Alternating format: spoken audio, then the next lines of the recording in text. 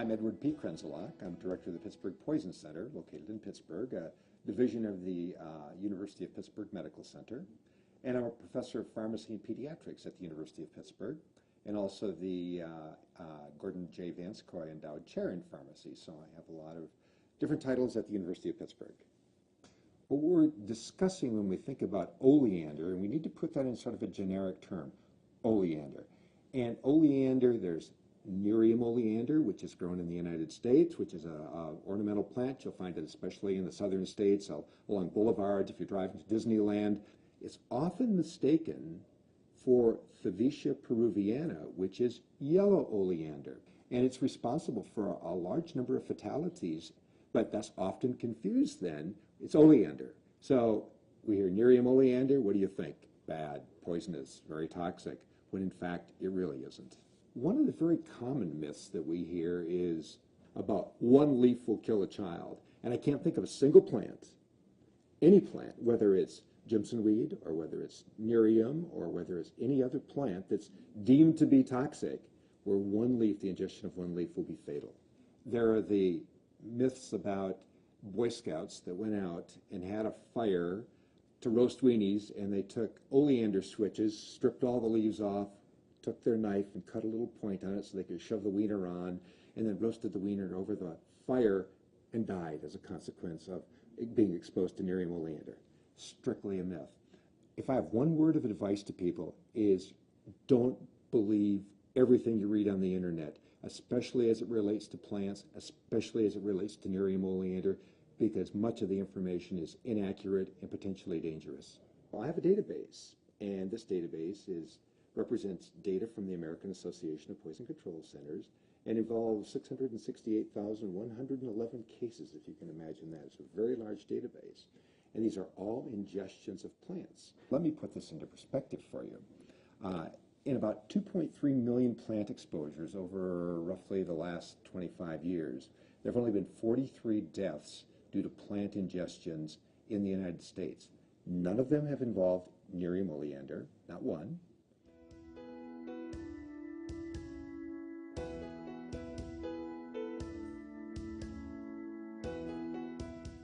Hello, my name is Bob Newman. I'm a research scientist, a pharmacologist by training.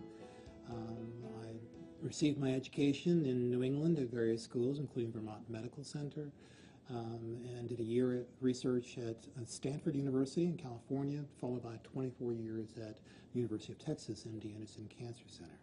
So as a pharmacologist and toxicologist, my primary concern was one of safety. That we knew that there are components within Nerium oleander that had the potential for toxicity in high enough concentrations, but within a skin cream, this was very, very important that we identify safety concerns first. So first and foremost, what we did was to do a safety study in a clinical setting. That is, with application of Nerium AD to the skin, we used the most sensitive type of analytical instrument, tandem mass spectrometry, to define whether in fact there were any detectable nanogram levels of cardiac glycoside within the systemic circulation after application to the skin. Tried our best, validated analytical system, could find no oleandrin or other cardiac glycosides present in the human plasma from these volunteers who applied this to their skin. Without absorption through the skin into the systemic circulation, we deem this to be a safe product. That, together with past studies where we were intentionally administering cardiac glycosides for treatment of cancer, showed the great safety to topical application of this. Now, a great surprise and delight to us was the fact that in these safety studies, we started seeing improvement in certain skin effects in individuals. That is, reduction of wrinkles, improvements of sunspots, reduction in intensity of colored spots within the skin, which led us to believe that there may be potential here for a more normal application as a cosmetic cream applied to the skin for health and beauty benefits.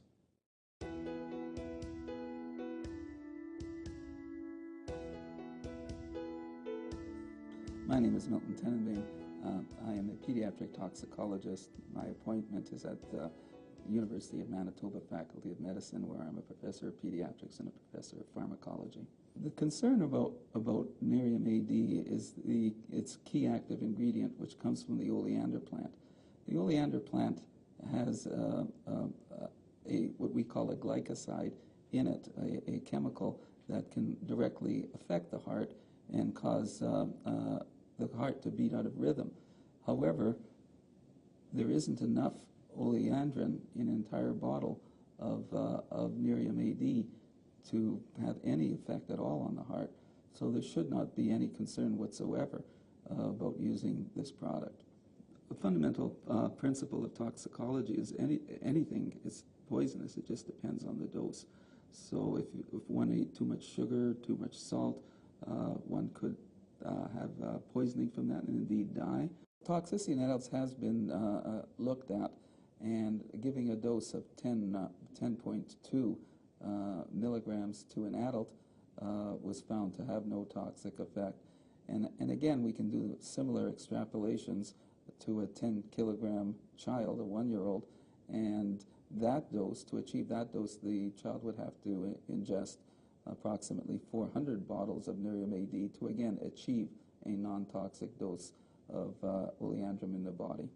In terms of poisoning of young children from creams and ointments, I've never in 40 years of practice, either personally or through my poison center in terms of taking inquiries, have ever had a case of toxicity from the ingestion of a cosmetic cream or ointment. I personally think it's important for people to know that this agent is not poisonous simply because there isn't enough oleandrin in a whole bottle to cause any sort of a biologic effect. And particularly when we're discussing children, they don't have the ability to consume significant quantities of any cream or ointment. And finally, this bottle is very difficult to open for adults, so it's safe to assume that it would even be much more difficult for an infant or toddler due to their limited neurodevelopmental abilities.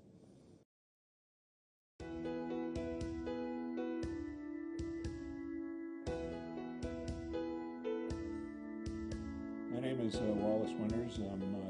I'm an MD, PhD, emeritus professor from the University of California, School of Medicine, Department of Medical Toxicology and Pharmacology and Anesthesiology, and former medical officer for the Food and Drug Administration for the Pacific region.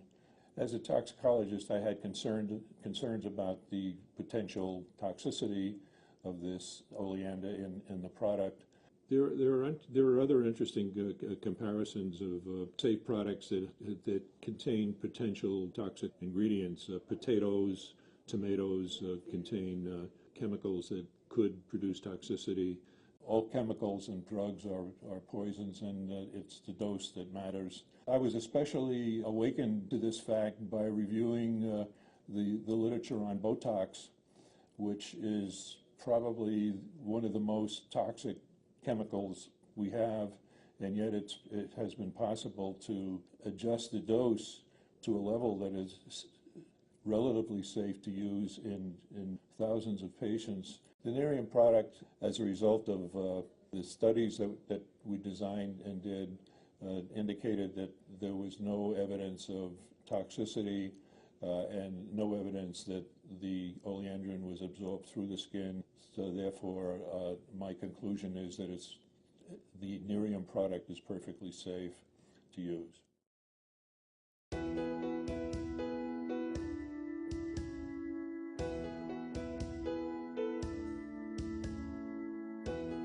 I'm Ron Amon.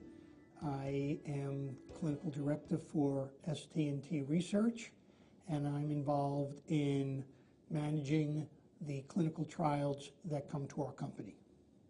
My involvement in the studies go over a period of several years. We have studied 5 different formulations, all containing NAE8.